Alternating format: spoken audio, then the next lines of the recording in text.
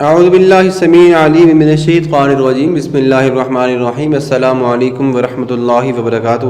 محترم سامعین، آج کی ویڈیو میں ہم آپ کو بتائیں گے کہ ابو لہب کی بیوی کو نبی اکرم صلی اللہ علیہ وسلم نظر نہ آئے۔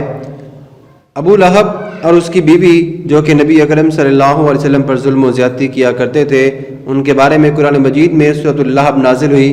آئیے ہم آپ کو مختصر خلاصہ اس سبق کا اور اس واقعے کا ہم بتاتے ہیں۔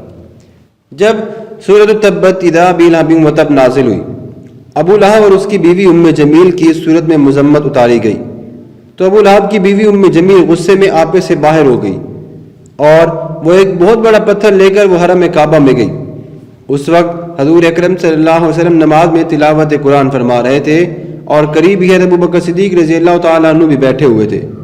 ام جمیل بڑبڑاتی ہوئی آئی اور حضور اکرم صلی اللہ علیہ وسلم کے پاس سے گزرتی ہوئی حضرت ابو بکر صدیق کے پاس آئی اور غصے کے مارے منہ سے جھاگ بھرتے ہوئے کہنے لگی کہ بتاؤ تمہارے رسول کہاں ہیں؟ مجھے معلوم ہوا کہ انہوں نے میری اور میرے شوہر کی ہجو کی ہے۔ حضرت ابو بکر صدیق نے فرمایا کہ میرے رسول شاعر نہیں ہے کہ کسی کی ہجو کریں۔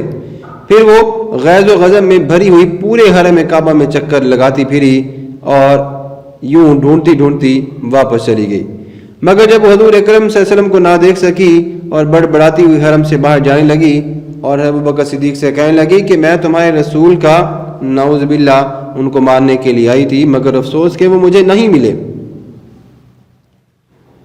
حضرت ابو بکر صدیق رضی اللہ تعالیٰ عنہ نے حضور اکرم صلی اللہ علیہ وسلم سے جب اس واقعے کا ذکر کیا تو آپ نے فرمایا کہ میرے پاس سے تو وہ کئی بار گزری، مگر میرے اور اس کے درمیان ایک فرشتہ اس طرح حائل ہو گیا کہ آنکھیں پھاڑ پھاڑ کر دیکھنے کے باوجود وہ مجھے نہ دیکھ سکی۔ اس واقعے کے متعلق یہ آیت مبارکہ نازل ہوئی۔ اللہ نے فرمایا وَإِذَا قَرَأْتَ الْقُرْآنَ جَعَلْنَا بَيْنَكَ وَبَيْنَ الَّذِينَ لَا يُؤْمِنُونَ بِالْآخِرَةِ حِجَابًا مَسْتُورًا۔ ترجمہ: اور اے محبوب صلی اللہ علیہ وسلم، جب آپ نے قرآن پڑھا تو ہم نے آپ اور ان میں جو آپ پر اور آخرت پر ایمان نہیں لاتے ایک چھپا ہوا پردہ ڈال دیا۔